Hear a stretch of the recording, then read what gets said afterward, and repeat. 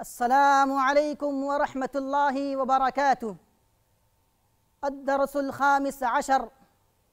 الحمد لله رب العالمين الرحمن الرحيم مالك يوم الدين. قال الله تعالى: وما أمروا إلا ليعبدوا الله مخلصين له الدين۔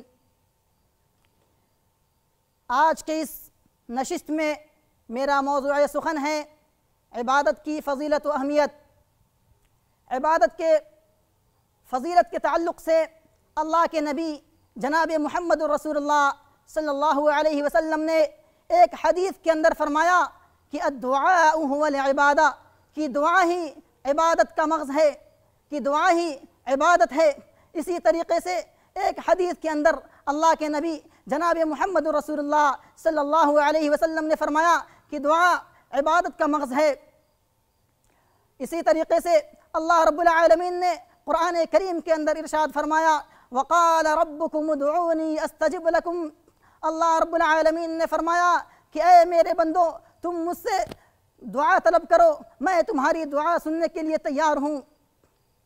اسی طریقے سے اللہ کے نبی جناب محمد رسول اللہ صلی اللہ علیہ وسلم حدیث قدسی بیان فرماتے ہیں کہ اللہ رب العالمین نے فرمایا حدیث قدسی کے اندر کہ اے بندو، اگر تمہیں کسی چیز کی ضرورت ہے، کسی چیز کے لیے تم پریشان ہو تو تم مجھ سے طلب کرو، تم مجھ سے توبہ استغفار کرو، میں تمہاری ضرورت پوری کرنے کے لیے تیار ہوں۔ اگر تم کسی پریشانی میں ہو، کسی پریشانی کے اندر مبتلا ہو، اگر تمہارے اوپر پریشانی اور آلام و مصائب کھڑے ہو تو تم اس حالت میں صرف اور صرف مجھے ہی پکارو، کسی غیر اللہ کو مت پکارو، کسی غیر اللہ کے سامنے ماتھا مت ٹیکو، بلکہ صرف اور صرف مجھ سے ہی مانگو۔ میں تمہاری ضروریات کو پوری کرنے کے لیے کافی ہوں۔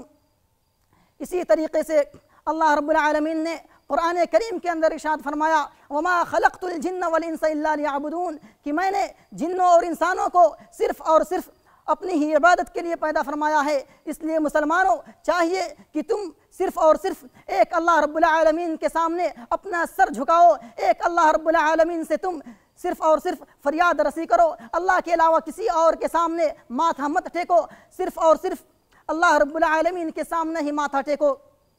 جب بھی کچھ مانگنا ہو تو صرف اور صرف اللہ رب العالمین سے ہی مانگو۔